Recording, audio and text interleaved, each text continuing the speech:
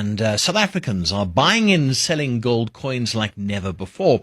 As the price of gold in rand and dollar terms has reached record highs this year, the South African Gold Coin Exchange says due to this, many people are selling to take advantage of the gains. And this is the big thing. Gold has always been a really good investment. So let's find out about some of these coins for you. Joining us is Rael Demby, who's the CEO of the South African Gold Coin Exchange and also the Coin Shop. Hi, Rael. Good evening. Welcome to the Money Show. Thank you very much. Pleasure to be here.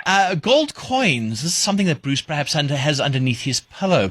What are you seeing at the moment? Are you trading in high volumes? We certainly are. We've been very busy lately, and a lot of family estate individuals who've collected over 20, 30 years have finally decided at these record high prices to cash in. It's just been amazing to see some really profitable collections coming through our doors, but at the same time, a lot of people buying gold as well.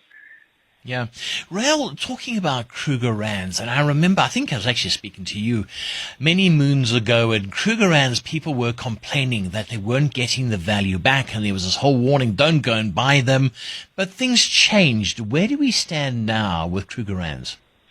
They certainly do change enough that you were probably speaking to my father back then, okay. the chairman of the company. The first Krugerrand he ever bought was 500 Rand about 40 odd years ago, and today they are trading at over 47,000 Rand a coin, there or thereabouts. Sure. So things have changed. Why did they change? Because a lot of people are saying gold is gold. You at the moment the gold price is about $2,300 and whatever dollars. I read it this afternoon.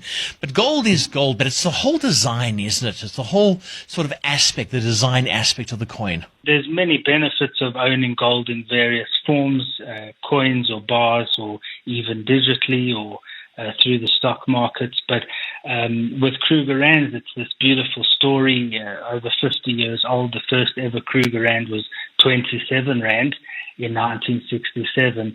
And of course, there's this beautiful story and legacy and provenance on every single coin. Krugerrands, proof Krugerrands, and special limited edition coins from the world's biggest mints. It really depends on taste and preference, but there are benefits to both. But the main one being, if you hold it for a substantial amount of time, it can protect you and your money when things get a bit rocky, which they have been lately. And time again, it's proven this. So, Rael, just hearing what you're saying, if I want to come and buy a coin, what are we looking at? What are the best sellers? Usually, bullion buyers tend to want something as close to the gold price as possible, something they understand, something you hear about on the news every day. That's a standard and a popular best-selling type of items. But then this unique special proof Krugerrands from special years that were minted, graded coins. People might like international coins from the Paris Mint. It's the Olympics coming up in a couple of months, and we've got exclusivity on that.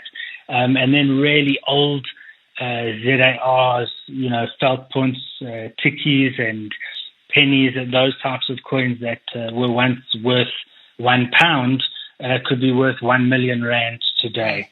So it's a mixed bag. So you've got a collector mentality who likes the hobby of coins. They might see the value in not paying capital gains tax.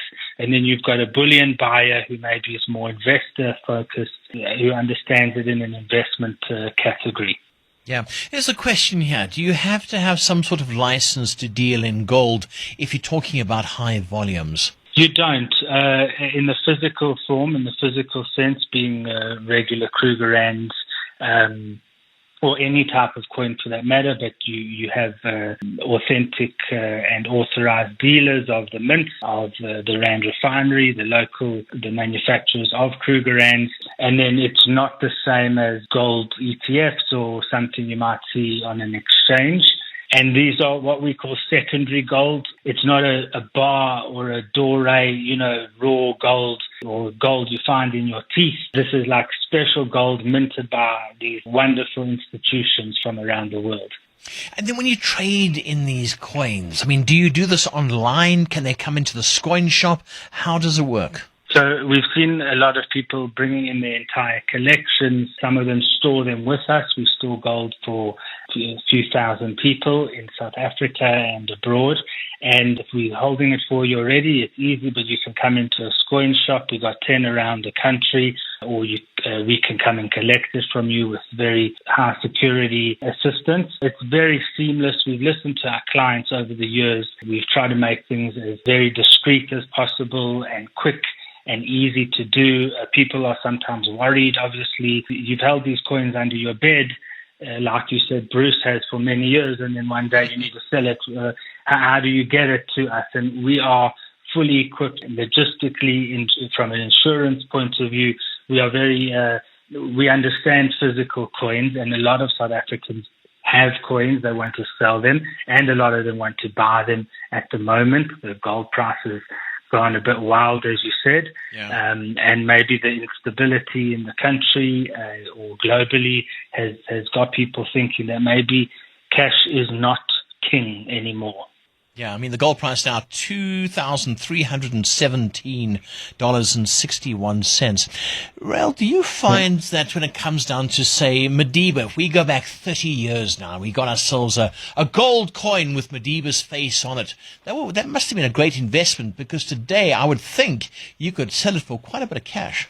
Absolutely. And at that particular time, maybe it was quite popular and people thought, oh, I'm going to make a lot of money.